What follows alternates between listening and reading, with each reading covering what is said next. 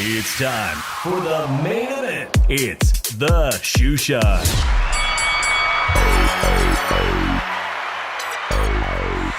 ¿Qué onda, vatos locos? It's your boy Dave from the Featherweight coming to you all the way from my podcast studio in San Jose, Califas for a special Hump Day edition of the Shoe Shine Boxing Podcast. Joining me all the way from the city of brotherly love, Philly Irish Drew Evos. ¿Qué pasa, homie? Are you two-timing the Shoe Shine and watching Pro Box TV on YouTube? Because I am, guys. I'm not going to lie, guys. Saludos, everybody joining us in the chat right now. Appreciate you guys for a special midweek show. I know I said we was coming back on Monday. Drew, I said we were coming back Monday with this big announcement like 2 weeks ago, and the big announcement is upon us. It is upon us now. Oh, shit. I'm trying to make big moves and big stepping, Drew. As a lot of you guys know, man, Drew and I have been struggling with the channel. Been almost 2 years on this YouTube. Not even monetized yet, Drew. And I had high expectations for us. Big expectations, Drew. I know you did, right? You know what? I think some people are really just jealous of us. Jealous to make us like of our good looks. Tell people to not watching and everything, you know. But you know what? That's hilarious. You know what? They could kiss my ass at the end of the fucking day. Oh, man. Hey, I appreciate everyone that's down with us right now. And share it on your social media if you want to, guys, so I can get some more people that love the sport of boxing as much as all of us do in here, because there's a lot to talk about this week. And there's a live fight right now. I love what Paulie Malignaggi and Juan Manuel Marquez and everybody that's involved in Pro Box TV is doing on a Wednesday night. I'm good with that. All right. JC says, are you guys joining the LDBC? Now, that's not the big announcement, man. That is not the big announcement. So the big announcement, I might as well make it right now, man. I'm probably going to get a monetization for that big step and remix. But first, I promised I was going to open this bottle up, right? I'm going to open up that bottle for the next big move, which could come as early as next week sometime, Drew. So here it is. The phone number to call if you want to chime in on what's up, 702-710-3627 as I pour myself a shot midweek. A little ASMR tequila. All right, man. Now talk amongst yourselves. Now I'm just playing. All right, guys, we're going to talk about Bronco Lara, the new featherweight champion. Oh, shit. The third Mexican champion, of course. And I was really heated, Drew. I had a very unpopular opinion coming into Monday. So it might be actually a good thing that I didn't come on the air with you on Monday, because I think I shared a very unpopular opinion. One poll had 27% of people saying that Lee Wood's trainer did the wrong thing. And I was in that very small minority. And I want to bring you guys up on that and see what you guys have to say about that especially. So here's a shout out to everybody out there, a shout out Añejo Tequila. Drew, why don't you talk about that? Let's get on to that Lee Woods fight, man, because it was a stoppage that shocked me when he was up in the scorecards. And I got that scorecard right here, bro. I mean, let's look at this scorecard for a second. Drew, chime on that while I drink this tequila. I'm going to be honest. I was agreeing with you on this one.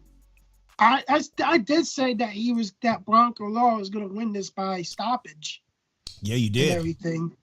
In the 8th round, I had it. And was it in the 7th? Was it in the seventh round TKO stoppage? I guess his corner threw in the towel. Close enough. Thing is, man, I thought it was not the right thing to do. Well, it wasn't. Like, here's the thing.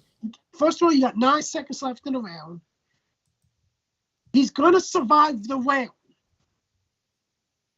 You let him go to the corner. Let him have a chance to regroup. Let the doctor look down, and then let the doctor make the final decision whether he can go back out or not. You don't make that choice because he's up on the cards. He's winning the fight comfortably. He's 34 years old. This could arguably be his last title reign as a champion in his career. And you decide to throw the towel in where he beat the count and got up. Yeah, I was frustrated with that too. We had a great fight. We had a great fight going, right? It was the For the people that thought it was the right decision to stop the fight, I don't know what the hell you got. Oh, his legs were wobbly. Oh, look at the look on his face. I seen guys that were in worse predicaments than that, and they let them fight, and there was short times, and they went back, they let them fight, and some of them wound up winning the fight. So here's my deal. We had a doubleheader on DAZN, and DAZN is in hot waters with a lot of you guys. A lot of us boxing fans, some of you who still pay for the DAZN app, are going to be even more pissed this Monday as it was announced that the subscription price has increased again over $200 some. But boxing fans who got DAZN, we got a doubleheader, and later in the night, we're praising Neri and Hovhannissian for putting on a fight of the year type throwback classic at 122, just 4 pounds apart from the featherweight division fight we saw earlier.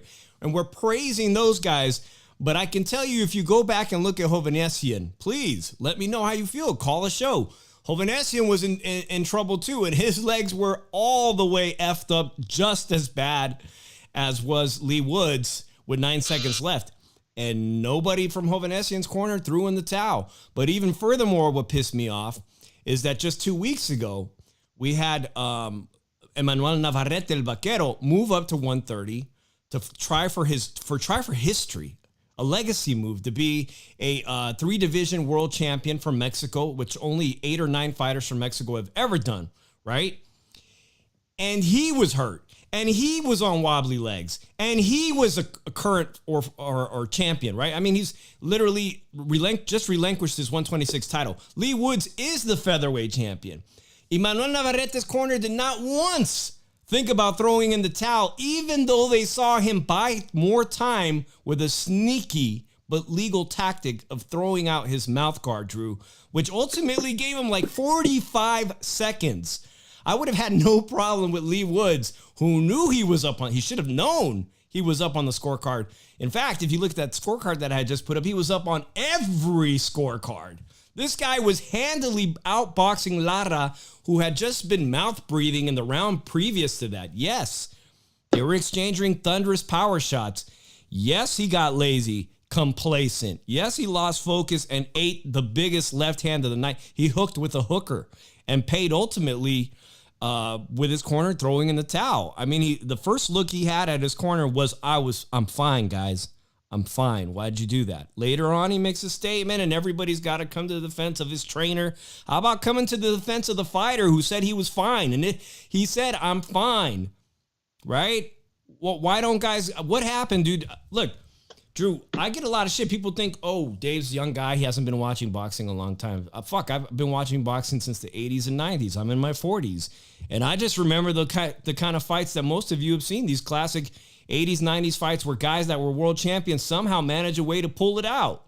And if my fighter was winning on all the scorecards, I would most definitely have at least given the exact same sentiment Drew did to my fighter, and that's let him sit down.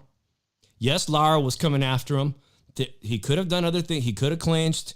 He could have sat down, regrouped, and if my fighter said, I don't feel right, then okay, fine. Stop the fight. Or have the doctor come over and look. Take the doctor's opinion and make that decision there. But throwing in the towel, that shit was embarrassing.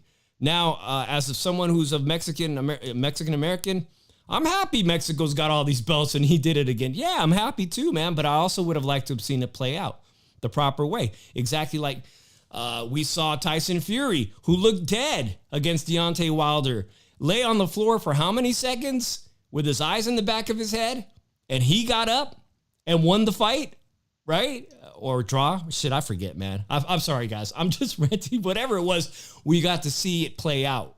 And it played out the right way, too, I may say. So please, guys, go ahead and give us a call if you like. You know what? Ruli Ramundo says, you don't look a day over 21. Well, I appreciate that, Ruli. I really do. But you know what? It's time that we give Bronco Lara the nickname, the Brick Killer. Well, he is, man, but also they're calling him the spit shine guy. What's going on with that, guys? I want to know what you guys think about this what was it? He came out, they said he admitted he had spit on the other fighter or whatnot. I mean, it is what it is. You can't expect a guy, every fighter, to be a class act, you know? You just can't. Did you hear about that, Drew? Yeah, I saw it, you know. Josh Warrington don't want that smoke. He really couldn't keep the one guy off of him, and he got knocked out by Bronco Lara already. No, Josh Warrington's looking for a payday and everything, man, because tell you the truth, he ain't shit. JC says Warrington was talking shit the whole time. I guess it was Warrington. And Warrington is a dirty fighter. We just saw him lose his title to the other Mexican Baja California fighter, and just what, a month ago? So now we have two new featherweight champions. We have Ray Vargas moving back down. And we have, what is this guy from Top Rank, the Cuban fighter, who will be fighting against, I got all my names all wrong this week, guys. Help me out, man. I got a lot on my mind. So I'm going to make this announcement right now. Nando Lama says, Dave has valid points, but I had no problem with the stoppage. You know, I had to cool down, Nando. I know I saw you in D Styles' show earlier this week, and I was still upset about the fight not getting to play out, but I cooled down, and ultimately, you know what, it is the decision of the corner that they have his best interest.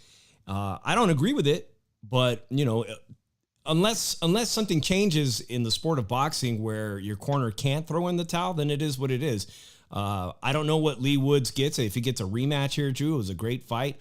There's talk about a potential rematch with Mick Conlon. That was a very exciting fight for 2022. While I got some people in here, I see my boy Me Truck Mike. I see Ruli Ramondo from the Las Vegas community. Shout out to you for here. I'm going to make the freaking announcement I've been waiting to make for weeks, Drew. And this is why I'm not getting any sleep, and this is why I haven't been on Monday with you regularly, all right? And do I have a drum roll? I don't have a drum roll, guys. Here it is. I'm moving to Vegas, guys. It's official. I bought a house in Las Vegas.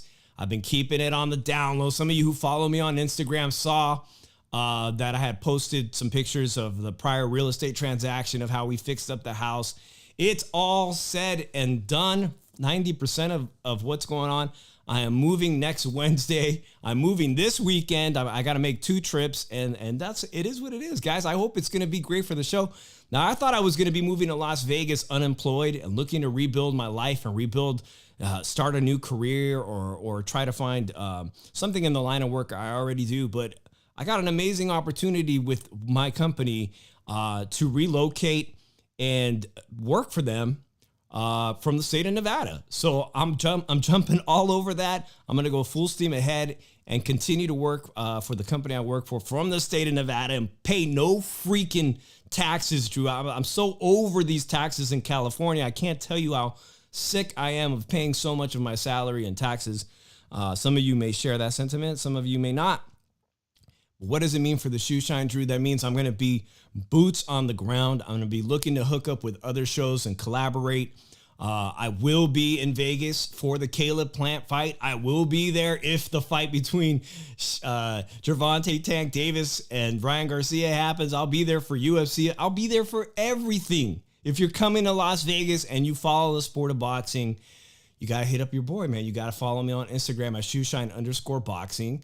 I'm going to make every attempt to become fully credentialed for the Shoe Shine, or if I write for another publication, if I get on board with a publication or a different website, I'm going to make sure I have my media credentials in place so I can bring you guys my point of view, the Shoe Shine's point of view, live from Las Vegas for any major event. And I would love to see you guys. Now, I know Canelo Alvarez, we heard Cinco de Mayo, it is not happening in Las Vegas. It doesn't appear to be. But I'll be there if you're going to be there. Don't forget to add me on Instagram. And that is the big announcement. The next time you see the Shoe Shine will probably be from my new home after I set everything up again. Because to be honest, I don't even have the furniture for this new house I bought you. I'm like, I'll be on a bench table or probably podcasting from my kitchen island and shit. So there it is, guys. I haven't been keeping up with the chat. But yeah, Mitrak Mai says TMT Gym is there. And in fact, a colleague of mine, a YouTube friend of mine, recently got thrown out of TMT by none other than, who was it, Drew, I was telling you about? Oh, shit. He got thrown out for coming in with his camera and gimbal without permission by Raleigh Romero, who the week after that, Raleigh Romero was seen being knocked out by a TMT prospect with only 3 wins. You saw that, Drew? That's the kind of shit I'm going to be in there for. I'm going to be in Las Vegas. hitting up the gyms and make sure I have all my connects with people like Francisco Vargas, retired fighter from Goldenboy stable, and hitting up the gyms when I'm done with works, hit up the gyms and go interview some fighters and really try to grow this channel. So that is the big news. Fremont huele feo. Fremont Street. He's talking about Fremont Street stinks. Yeah, it kind of does stink, man. It is what it is. So, hey, you guys have a homeboy in Las Vegas now. If you go to a big event, if you're in town, make sure you hit me up. Now, back to this Bronco Lara thing, Drew. Please let me know how you see this featherweight division playing out, man. You got 3 Mexicans and you have this Cuban guy. It's not Andy. What's his name? What's this Cuban guy's name? Will be fighting the African fighter. Anyways, everybody thinks that this Cuban fighter from Top Rank can beat all these Mexicans. All these Mexican fighters have a different thing that's their strength and weaknesses. Bronco Lara is a tremendous power puncher, Drew, but he got tagged. Did he get tagged or not by Lee Wood? Yeah, he did. Like, he was growing fatigue until he nailed that shot and everything. But he's beatable. Like, I just could see him up beating one of these guys, maybe all 3 of them, but I don't know. It's wide open, this division. So I know those Brits ain't going to be a factor in it. That's for sure. Oh, man. Do you think Josh Warrington and ultimately Lee Wood, they remain in the division at 126? You also got people like Mark Mascayo. You have Figueroa, don't you? I mean, there's a... Here's the issue. Here's the issue with these two. They're not good enough boxers to keep somebody off of them. And Warrington doesn't really possess that much power that he can keep somebody off of him, keep somebody honest. Him moving up in the way he fights, I don't see him succeeding anymore. Like, I don't know, you need to get a new trainer and everything, a new way to fight, want some more tricks, but he's not a good enough boxer to keep somebody off of him that's a pressure fighter. And when he goes up more, he's going to fight more pressure fighters, and they're going to have more power than these other guys did. He's probably going to get knocked out again. Ray Vargas lost his 130-pound title fight against Oshaki Foster. Drew, from all indication, he's moving back down. He's actually really big for the weight class, Drew. I mean, do you have any hopes that you'll see somebody like Ray Vargas unify? We don't typically see PBC fight with top-ranked fighters, so I'm kind of ruling that out. But how about a Ray Vargas versus Bronco Lara? Or how about you guys in the chat, man? What do you guys think about any of these Mexican fighters fighting each other? Right now, it's a long shot. I just don't see it happening. Like, I just don't see it. And plus, I think Ray Vargas' stock is falling since his defeat. So, like, I don't know, like, PBC might think, hey, it's something we shouldn't visit. And Law's promoter or manager are going to look at it and say, really, why we need to get we can get a better fight. Yeah, I just put that picture up of that vicious left hook. Eventually, Lara timed him just perfectly and nailed him there. Of course, we know that he was knocked down by it, but he got up, and his corner didn't feel that it was appropriate for him to go on. So the fight was stopped. So now it is what it is. We got 3 Mexican featherweight champions from Mexico, and we have 1 vacant one, as I was pointing out, and nobody can tell me who the 2 guys are, because I remember I'm just developing early Alzheimer's or some shit, man, or dementia. What's wrong with me? Nando Lama says Bronco is special. He's an apocalypto warrior. He definitely does look Aztec, man. He definitely looks the part of the Aztec warrior. And I hope that we see some unifications or some interesting matchups. I think Ray Vargas, Drew, is the lightest puncher of the 3 Mexican. I think he's definitely the lightest puncher. He's probably the most skilled, but I don't think that he can keep Lara off of him eventually, because Lara is such a big, devastating power puncher. And the other fighter who beat Andy Vences, he beat Gabe Flores. And shout out to Andy Vences, who just fought in San Francisco at Cow Palace Draw. I'm going to tell you how that went. because it was kind of a shock what happened with that Cow Palace fight. If you guys don't know, Andy Vance is a regular on our show. Fought in San Francisco this weekend, and I just couldn't make it, man. And it actually turned out, well, I'll tell you guys what happened. The fight was stopped in the first round, Drew. If you go on Andy Vance's YouTube page, he live streamed the fight, and I think the fighter he was fighting was from Puerto Rico, and it was a grazing shot to the back of the head. It wasn't a rabbit punch. It wasn't intentional. It was an overhand right.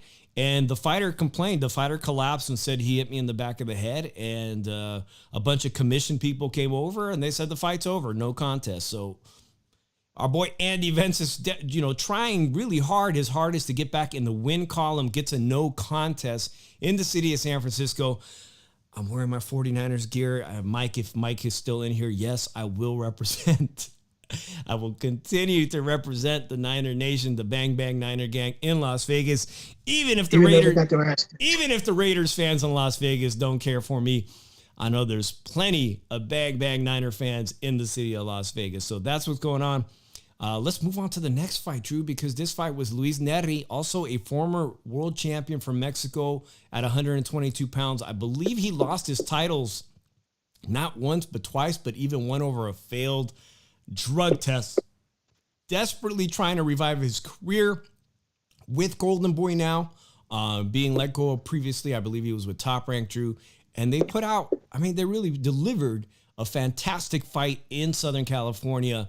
The kind of throwback fight that all fight fans all old school fight fans are just like, these are the kind of fights we love. No quit on Hovhanessian, Drew. Tell me what you thought about that fight, because they threw a shitload of punches. And let me show you guys the CompuBox on this, Drew.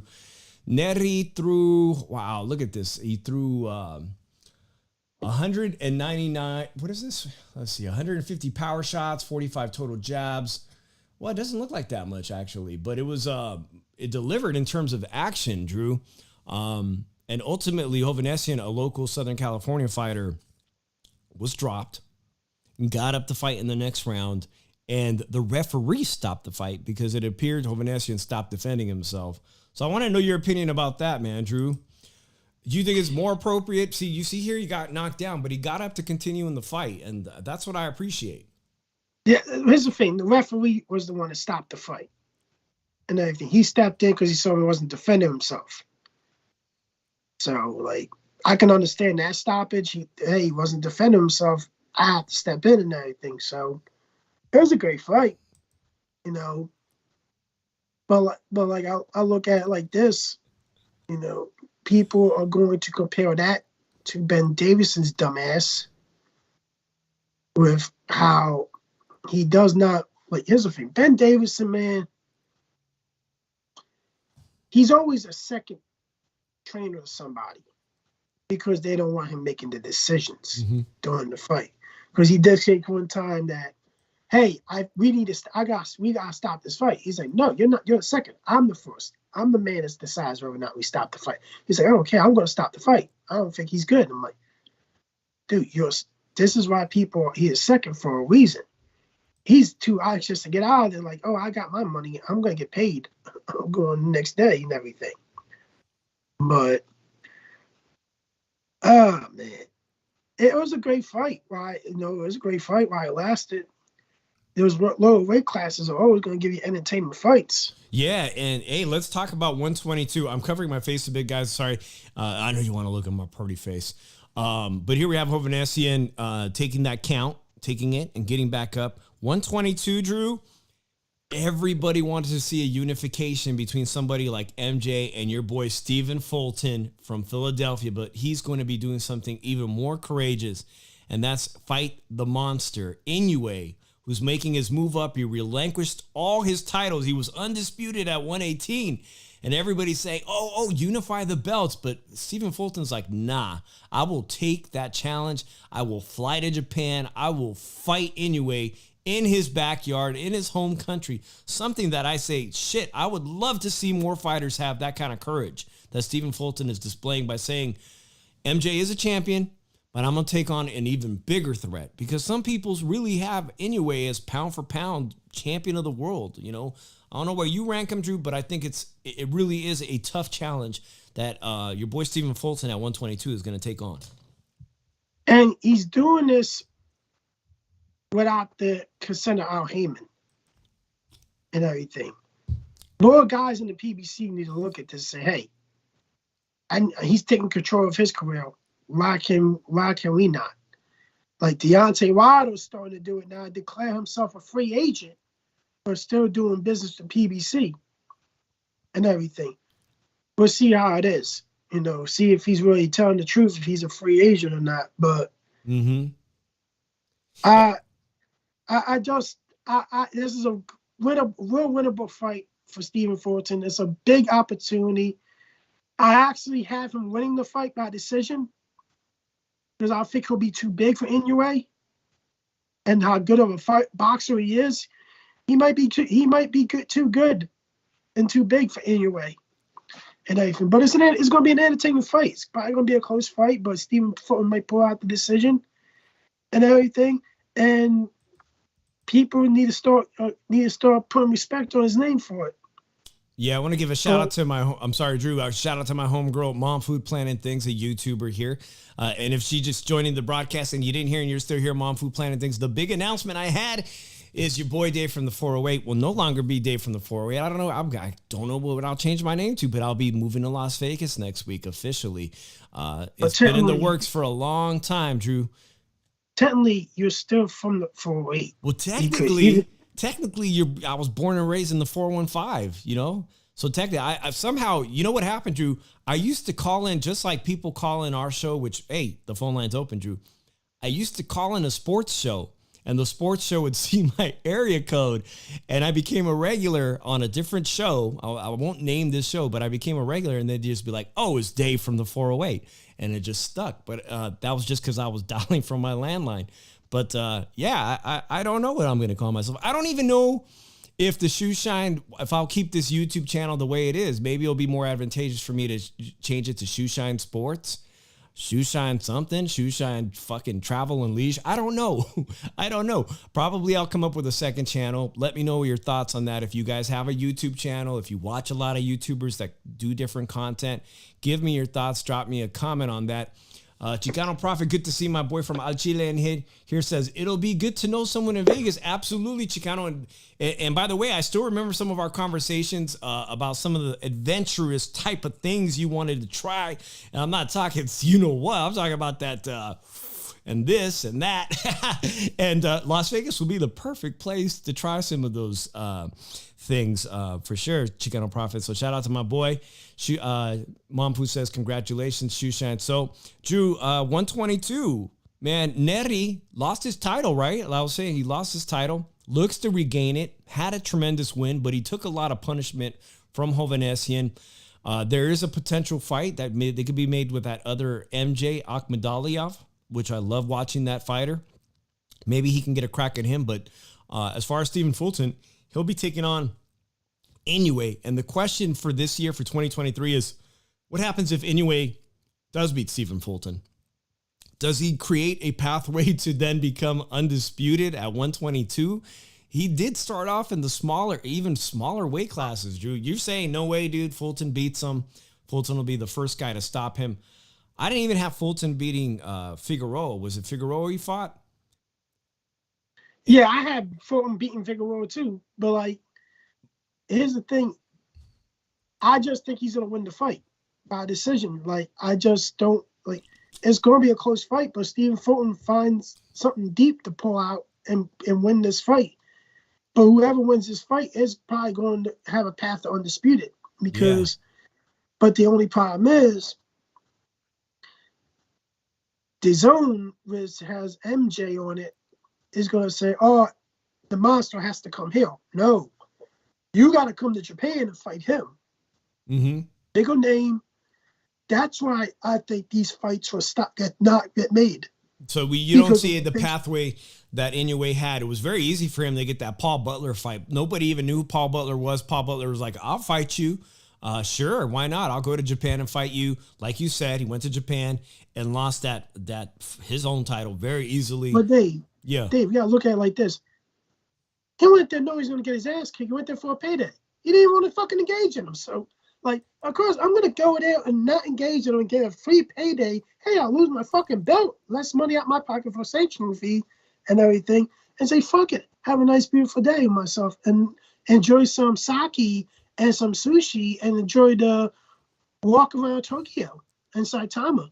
Yeah, we got a request from Chicano Prophet. And actually, I was going to segue away from the 122 conversation. I applaud Oscar De La Hoya for putting on a great event on Saturday night.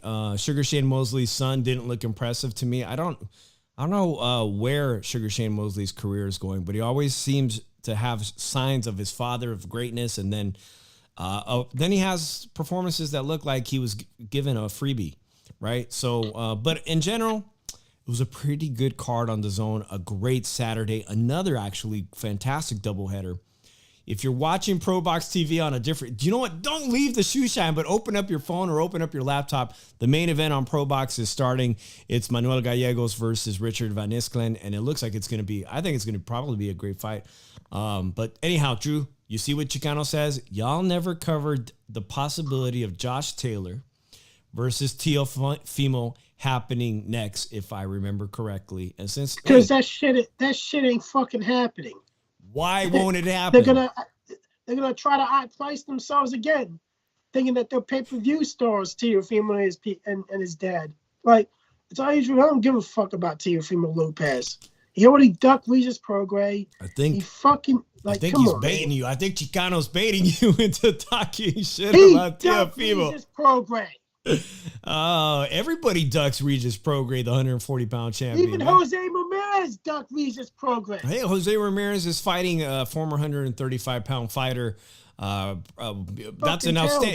He's fighting Richard Comey. Come on now, in Fresno. That's not a big deal. By the way, if you guys are going to that fight in Fresno, let me know, man. I definitely want to know what how you guys feel about that. It looks like it's sold out. Ramirez, see, that's the thing. And Ramirez's manager always says, I don't need Prograis because Ramirez is a star in Fresno and he sells tickets like crazy. And that's one of the problems in boxing, Drew, is the hard challenges sometimes don't get taken up. We got a phone call here from the 510. The yay Hey, area. Nando, we know it's you, man. Let's just say Nando. Okay? We just gotta say from now on, we're not gonna say his number. We're gonna say, oh, we got a call from Nando. I say the 5 and dime. Nando, ¿qué pasa, homeboy? I laid out the big news. I know once before you said that I was going to melt or something in Las Vegas, but I probably am going to melt this summer. Hey, dude, my cousin moved back from over there, man. He couldn't take it no more, dude. He worked in construction. He couldn't take it no more. He worked like 3 years after, and then he came back out here again. He couldn't take it. Well, thankfully. But I had to call in, dude. Yeah. I heard. I'm sorry. No, go ahead. No, I was just saying, thankfully, I'm not going to be doing blue-collar work right now, so I'm very luckily. But, yeah, it's hard work out there. It's some hard-working dudes out there, and I appreciate everybody that does union jobs. Yeah, but thank you. I had to call in because I always hear Drew, like, going after Ryan. Now he's going after Teofimo. But last time I checked, Loma versus Haney hasn't been signed either. Where's the guy on that one, Drew? Las Vegas. What is it? 20th. It's signed? Is the date. Get the hell out of here. May 20th, you got that. August is May 20th. In Las Vegas, Drew. Okay, if that's correct, I'll be there March for that fight. You bring up Ryan Garcia. Why did Oscar say when Ryan on Monday announces that it's official, that's when it's official? Well, Monday came and went, and guys, there was no announcement, man. It's being strung along again. We have the court date. Gervonta Tank Davis's court date is on Cinco de Mayo, ironically. We're left with just maybe a couple weeks left. Nando, what do you think, dude? It doesn't seem to be Ryan. I think they sent it back to PBC to be signed off on, and we haven't heard anything. I mean, honestly, I get why Drew is kind of doubting Ryan a lot, and he doubts Teofimo, rightly so, man. You guys have backed out of a lot of big fights after them, running their mouth. And Loma, I'm not talking crap about Loma, dude. That dude, man, he's down for whatever, man. I'm just giving Drew some a little bit of grief, Yeah. But yeah, I don't know, dude. I don't know. At this point, whenever it comes to PBC, dude, it's always tricky with those guys, dude. It just always is, man. But here's the thing. I told you this fight with Ryan and Tank ain't gonna happen because they're not gonna be able to agree on fucking broadcast rights. they're not going to fucking agree on a fucking rematch clause. It's not even going to happen because Tank's going to do some time in jail because he fucking pleaded guilty to a hit and one. You bring up the key point in this conversation with that. The rematch clause is what held this fucking contract up. And you're absolutely right, Drew. Everybody knows he pled guilty. If you didn't know, he pled guilty. So he's going in for sentencing. That's his sentencing date is May 5th. Right. He's gonna do time. It could even be if it's a year or more. It's considerable like amount of time. There's no rematch. He's getting sentenced. So how is he able to come to Vegas and fight before his sentences? Well, I guess he's allowed to travel. He wasn't told he couldn't earn a living in this case, Drew. So, but the whole point is there's no venue. I mean, you're running out of time to secure a venue that is going to fit the amount of people that want to go to attend this fight. And if it's really going to be financially beneficial, it's got to be it's got to at least be the T-Mobile at 18,000 people capacity. And you're going to have to sell tickets for what a big Canelo fight usually goes, which means nosebleeds are 600. And even that might not cover what these fighters are expecting. I don't know, Nando. You think you think this fight could be a small venue in Vegas like MGM Grand? No, I'm starting to come over to Drew's side, man. I don't see this fight happening anymore. I was trying to stay positive about it. I was hoping for it, but part of the problem is too, man. Like with the DAZN, like you were talking about earlier, right? They raise the rates and everything. Mm-hmm. With that huge rate raise they're doing, they're going to be under pressure to have big fights from here on out, dude, or else nobody's going to keep them. You know, basically what they're charging a month is a pay-per-view, $25 a month. That's that's pay-per-view right there. You know, so it can't be Ryan versus nobody. It can't be Jaime Munguia versus nobody anymore. You know, they got to make big fights to make that money, man. So excuse me. Honestly, I think we're not going to get Tank versus Ryan. I think we're going to get Ryan versus Prograis sometime this year. I think that's the big fight, or maybe Teofimo. But I think Ryan does have a big fight this year. I'm just not sure it's going to be with Tank. Interesting. I'm going to tell you this right now. Here's a prediction. DAZN will lose a lot of subs this year because of the price raise. How about this month? Because here's the thing. When you are charging $225 a year at a one-time upfront payment and $25 a month for bullshit that you're getting, plus you gotta pay. You still gotta pay when they have pay-per-view events. You still gotta pay. You only get $20 off the pay-per-view and everything, which is a bunch of bullshit. Nobody's gonna give a fuck about that. They're gonna end their subscription. They're gonna stream the fucking go to a site, stream the fucking shit. Call it a fucking day. Because you want to know why? Because DAZN is only going to give you bullshit European cards. Anyone gives you bullshit European cards.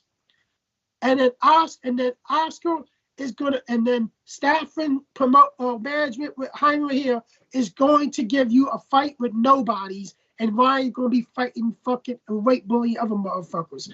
I'm sorry. You're not going to see a Weezus program or Teofimo versus Ryan Garcia fight. You're not. Because once this fight is not made between him and Tank, these two, as soon as Tank does not go to jail long, is going to go fight motherfuckers they bring up in weight to fight him again. That's all they doing. And with Ryan trying to bring the thing, when Loma predicted the Tank and Ryan Garcia fight, said, I need to go after this robot next. Why don't do it? Your career will end that fucking night when Lomachenko exposes you and probably stops you because you talking big game. But sorry, man, you have yet to fight the cream of the crop. You have not. The best fight on your resume is fucking Luke Campbell, up to date. And I'm sorry, I have Tank beating Ryan Garcia because he leaves his chin out there. And he does not pick, and he does let little guys inside him.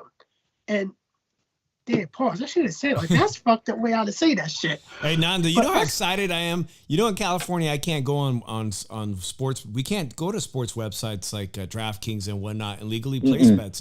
So I'm excited to finally, you know, it's something new to me that, you know, I'll be able to put my money where my mouth is. come fights, big fights, and place bets and actually bring you my wagers and show you my tickets now. That's something I'm going to be doing. I'm not going to be living very far from the South Point Casino, if you guys know where that is, and they've got a great sports book amongst other sports books that I'll be visiting. But I'm excited about that. Shout out to my boy Run PMC. We haven't seen you in a while. Wednesday night. I appreciate you being here. He says boxers are never the same after jail. Besides B-Hop, Drew, besides your guy from Philadelphia who spent he had a lengthy prison term and came out okay and actually went on to be one of the longest reigning middleweight champs after prison. So, hopefully, one guy did come out pretty good. One guy did come out pretty good after jail. Corrales, man. Remember he went to prison? Yeah. When he came out, man, he went on a run at lightweight. Man. He so did. I just pray to God. Tank doesn't become somebody's bitch in jail. Nah, I don't. I think most people agree that with his money that he'll be not in general population or whatnot. He'll be doing all right. He'll be fine. He'll be all right. He'll have his TV, his pay-per-view package and everything, his nice meals and everything. We got a short window of time to make this fight happen. If Ryan Garcia is going to happen, Drew, you disappeared. Hopefully you're not off the show, but Nando, you're still here with me, and I want to bring this up last minute.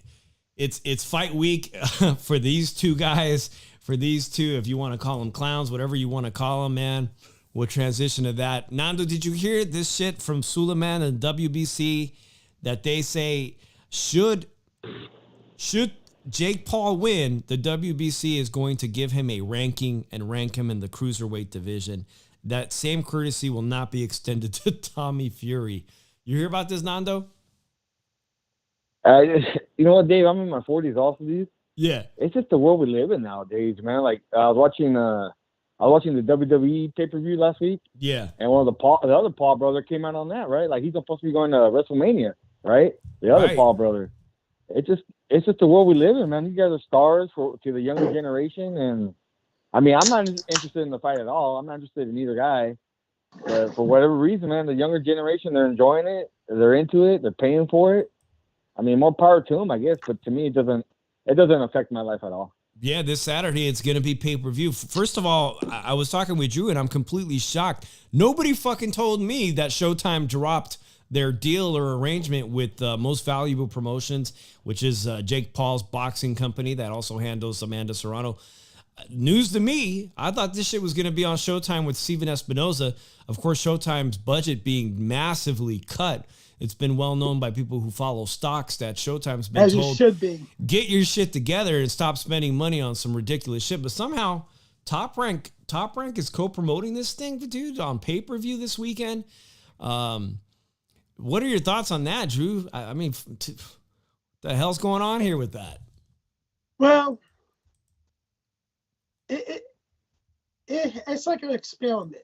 But, Queensberry does have their events. If you're going to have it on, like ESPN Plus, Queensberry does do that, so it's co-promoted by Queensberry and everything. Who has a very close relationship with Tyson Fury, the Gypsy King, who's co-promoted by Top Rank. So it could do numbers because it's Jake Paul versus Tommy Fury. They've been waiting for this shit. What kind of numbers? I don't count on it, but I look at it like this. If he wins the fight, he gets the Suleiman's gonna rank him in the WBC. Suleiman, shut the fuck up already. I don't give a fuck because here's the thing about Monsieur Suleiman. When there's big news, he always tries to itch his way into it. Say, I'm gonna rank him into it. Just get some press and everything. It's my way into it. He's like the guy. He's like the dick rider that everybody prays for. That follows him like a fucking shadow. If you look at it, like if you want to talk about fanboys, that's the fanboy right there. And like we know people don't tolerate fanboys, but that Visser Sumo's the biggest fucking fanboy I ever. If you look at it, because when there's some press, he's gonna have to put his 2 cents into it and say, "Yeah, we're gonna rank him in the WBC if he beats Tommy Fury." But here's my question: is Tommy Fury gonna get ranked for beating Jake Paul? No, I read into that and he's not. And I want to know, Nando, what you think about that, man? They're not extending the same courtesy Should Tommy Fury win, they're not going to extend the same courtesy and rank him in the top 10 cruiserweight division for the WBC, man. That seems a bit unfair to me. It's money, man. He must not be paying off Suleiman, dude. That's the main reason, right? If he ain't paying off Suleiman, he don't get ranked. That's just how it works, man. But you know what? Isn't it Tommy Fury's natural weight, light heavyweight? Because he fought at light heavyweight. So he could still get a light heavyweight ranked. Oh, man, he get eaten up. Anybody think that Tommy Fury would survive this current rank, this current crop of light heavyweight stars? Yeah, he's got the physique for it, but that's about it, man. That's definitely about it. Do you think he survives the current crop of the cruiserweight division? Fuck no. Well, they say it's the weakest division in boxing. That's somehow Jake Paul placed himself there. But, Sugar Shane Mosley was asked over by, I think, Marcos Villegas he was asked what he thought about this WBC ranking. And he said, listen, man, I was 18-0 with all these knockouts and I wasn't even ranked in the top 10. But that's just the business side of boxing. That's how it goes. Nando just kind of pointed that out too. Sometimes you have to pay, as was the WBA was exposed last year very quietly about this pay for play ranking system. Even the WBA, there's evidence the WBA is involved in that. How else do you get your fighters ranked? Get them ranked and get them onto television contracts and whatnot. He brings, even Sugar Shane Mosley says, he brings 1 million plus followers on multiple media platforms, and that accounts for something. I guess that accounts for something. And Tommy Fury is he's leftovers, I guess. But here's the main issue of it. How could he be ranked where all these other guys he fought, not even boxers?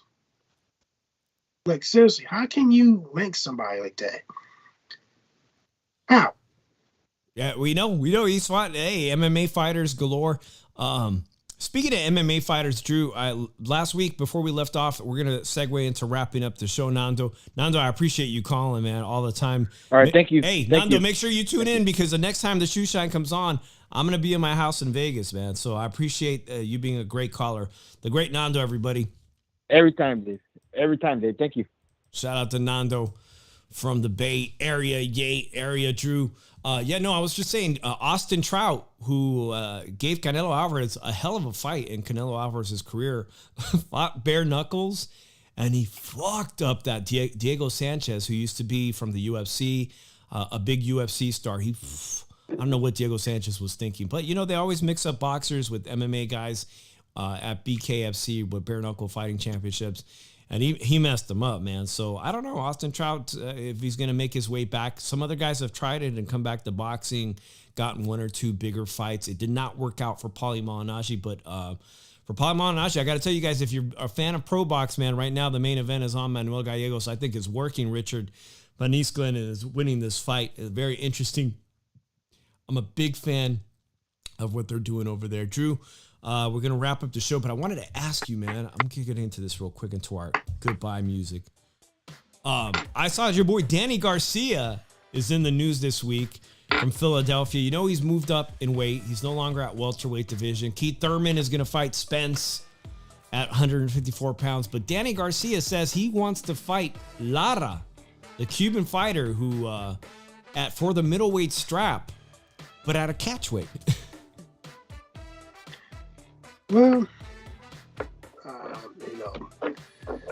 it's a big stretch. Hey, it's a big stretch. Most guys who've tried to go from welterweight to middleweight, it's a big jump, and it hasn't ended well for the likes of the UK stars like Amir Khan. Tried it against Canelo Alvarez. Well, you know what? I know someone that was robbed when they moved up to 160 and fought for a middleweight championship. I remember Corey Spinks when he moved up from 147 to 160 to fight Jermaine Taylor. And a lot of people thought he beat Jermaine Taylor. I even thought he beat Jermaine Taylor, villainy and everything. And they robbed him still. So it could be done. But the catch rate, I hate catch race fights. I hate catch weight fights. 155. seriously. Hey, Danny Garcia is looking for a big. This is what you expect at a fighter who's had a great career, a two weight division champion. He's asking for a big fight. He's saying he'd like to try his shot at a middleweight championship. And to be honest, you know what? I'll tell you what my thoughts were on that. God bless Danny Garcia for wanting a big fight at middleweight, because when Jaime Munguia was at middleweight, he wasn't calling for the big title shot. You know what I mean? You had all these guys at middleweight ducking each other. And even if it's at a catch weight, God bless Danny Garcia for at least bringing it to the attention and say, shit, I'll fight this person. I'll fight that person. Yeah. He's even talking crazy. I'll fight Canelo. That's a tough fight. He's That's saying he'll fight Canelo. That's a really tough fight. But that's a really tough fight, Ron. Like, yeah, I give him a hell of a lot of credit. I just don't like the catch weight bullshit.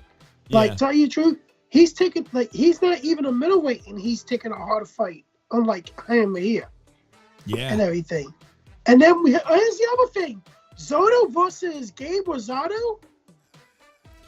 They're really going to try to sell that. Well, that's an in-house Goldenboy fight, and whenever somebody needs... That's a bullshit fight, man. I'm sorry, Gabe Rosado falls into that trap, but man, Gabe Rosado's always game with his all the losses on his records. He's always game. Shout out to him. But this is what Oscar does. Oscar's kept him in his stable for this kind of opportunity. Oh, I need to rebuild this fighter. Let me put him in with Gabe. He put in Gabe with Jaime. But here's the thing. You move.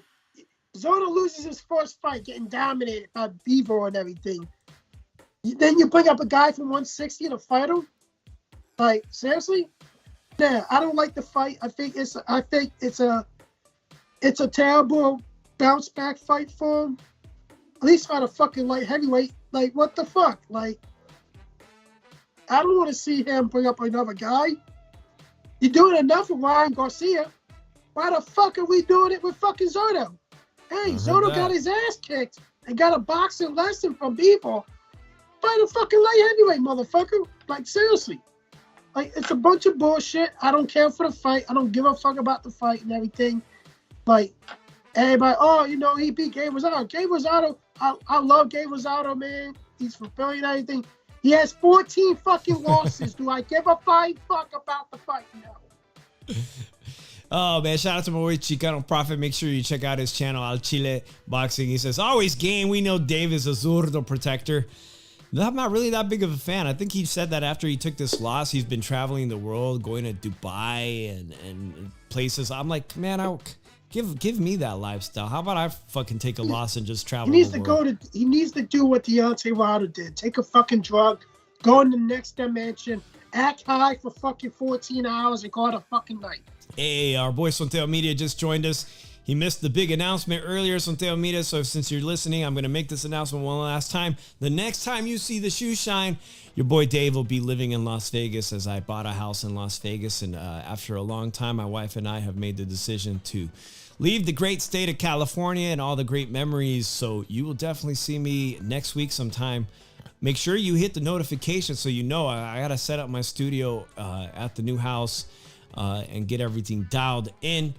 I appreciate and love everybody who comes and supports us, me and Drew. We've been at it, and we hope to grow tremendously in 2023. Big things in store. And make sure you hit like I said, make sure you're subscribed, hit the notification. With that being said, we will see you sometime next week with me from my new house, if everything goes according, if the internet gods work there. Drew, one last thing I wanted to share with you, man. Because I'm moving, I didn't realize how much I pay for streaming services, television, and cable, but it's a shitload of money. Like, it's as much as a car payment. So this week, I need to make a serious decision on what I'm keeping and what I'm not, because as it is, I've signed up for no television, especially now that DAZN is raising the subscription to $225. I'm sure y'all be thinking about where I'm going to cut the cord in your own daily life, man, but damn, it's expensive to be a boxing fan. Yeah, fuck DAZN. I'm not fucking paying that shit. They go fuck themselves. Way too expensive. If you feel the same way, drop me a comment. Was DAZN egregious for that bump in price once again? I'm Dave from the 408, Philly Irish Drew Evos. We will see you next week. Peace out, everybody. Don't drink and drive.